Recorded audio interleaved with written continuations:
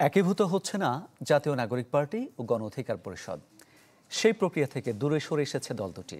NCP বলছে এক হওয়া জটিল প্রক্রিয়া। এই মুহূর্তে নাম পরিবর্তন করে নতুন নিবন্ধন নেওয়াও কঠিন। তবে এজন্য এনসিপিকে দুষছে গণ অধিকার পরিষদ। আশিকিন প্রিন্সের রিপোর্ট। তারুণ্য নির্ভর দল জাতীয় নাগরিক পার্টি ও গণ অধিকার পরিষদ। সম্প্রতি রাজনীতির ময়দানে আলোচনা দল দুটির একীভূত হওয়ার বিষয়টি। জানানো হয় নাম থাকবে এনসিপি। এজন্য কয়েক দফা বৈঠকও হয় দল দুটির মধ্যে। তবে কিছুদিন না যেতেই হোঁচট খেল একীভূত হওয়ার প্রক্রিয়া। এনসিপির নেতারা বলছেন দুই দল এক হওয়ার বিষয়টি জটিল প্রক্রিয়ায় চলে গেছে। একীভূত হওয়ার সম্ভাবনা ক্ষীণ।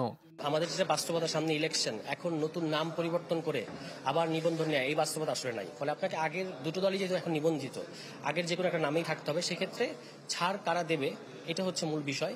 কিন্তু আমরা যেটুকু আমাদের জায়গা থেকে দেখি সেটা হচ্ছে যে এনসিপি নাম পরিবর্তন করার এই মুহূর্তে বাস্তবতা নাই। প্রত্যেকটা পার্টিরই এখানে সাংগঠনিক ভিত্তি আছে একদম প্রত্যন্ত পর্যায়ে।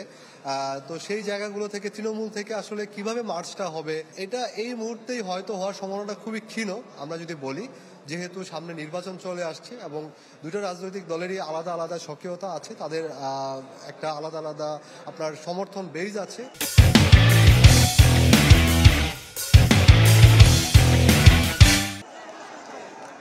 এজন্য এনসিপির ওপর দায় চাপালেন গণ অধিকার পরিষদের সাধারণ সম্পাদক রাশেদ খান। জানান এনসিপির কিছু নেতার বক্তব্যের কারণেই একীভূত হওয়া সম্ভব হচ্ছে না। আমরা তো এক হতে চাই, আমাদের আন্তরিকতা রয়েছে, আমাদের উদারতা রয়েছে। মূল বাধাটা হলো এনসিপির কয়েকজন নেতা মনে করে যে আমরা এক হয়ে গেলে তাদের পদ পদবি পিছনে চলে যাবে। এই হীনমন্যতার জায়গা থেকে তাদের কয়েকজন মনে করছে যে আমরা যাতে এক না হই। একীভূত হওয়ার ক্ষেত্রে তাদের কয়েকজন নেতার যে ধরনের অপরিপক্ষ বক্তব্য, এটির কারণে আসলে আমরা এখন আগ্রহ আমাদের মলিন হয়ে পড়ছে। দেখেন, বড় দলের ছোট নেতা হওয়া ভালো, কিন্তু ছোট দলের প্রেসিডেন্ট হয়ে কোনো মূল্য নাই।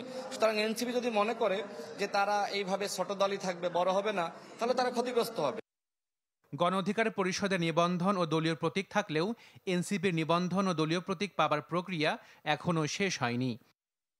Ashikin Prince, channel 24, Dhaka.